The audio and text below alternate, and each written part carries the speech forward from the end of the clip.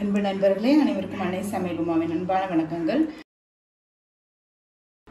இன்னைக்கு அன்னை சமையல்ல பார்க்க போறது சவுச்சவு கூட்டு. இப்போ எல்லாத்தையும் அரைச்சிக்கலாங்க. 2 டேபிள் ஸ்பூன் தேங்காய் துருவல், 2 காஞ்ச மிளகாய், 1/4 டீஸ்பூன் மிளகு, 1/2 டீஸ்பூன் சீரகம், 1 டீஸ்பூன் சோம்பு. இப்போ இது எல்லாத்தையும் மிக்சியில் அரைச்சிக்கலாங்க. தேவையான அளவு தண்ணி சேர்த்துக்கலாம்.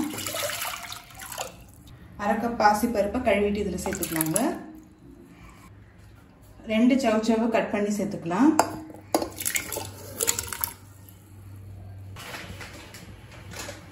கொஞ்சம் மஞ்சத்தூள், கொஞ்சம் பெருங்காயம். இப்போ மூடி போட்டு குக்கர்லேருந்து 2 விசில் வந்தோடனே இறக்கி வச்சிடலாங்க.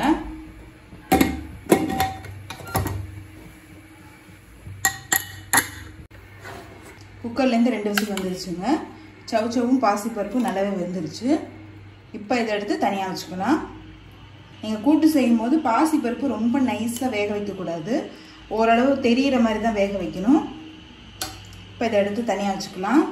கடாயில் தேவையான அளவு எண்ணெய், 1 டீஸ்பூன் கடுகு,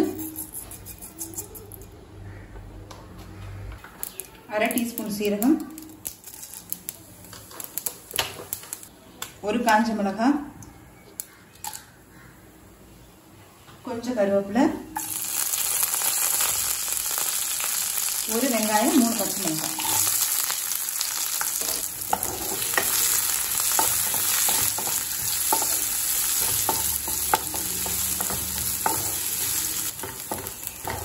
வெங்காயம் நல்லா வதங்கிடுச்சுங்க. இப்போ வேக வச்ச சவுச்சவையும் பாசிப்பருப்பையும் சேர்த்துக்கலாம்.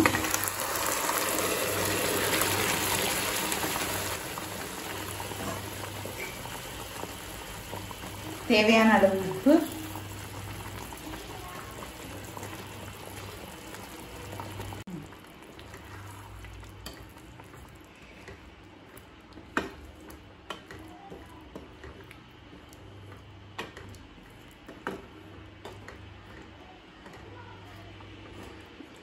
அரைச்சி வச்சிருக்க விழுதை இது கூடவே சேர்த்துக்கலாங்க.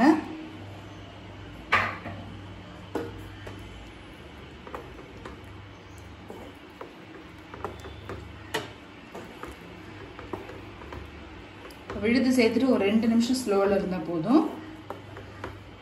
இப்போ 2 நிமிஷம் ஆயிடுச்சுங்க. கூட்டு நல்லாவே திக்காயிடுச்சு. கொஞ்சம் கொத்தமல்லி சேர்த்துக்கலாம்.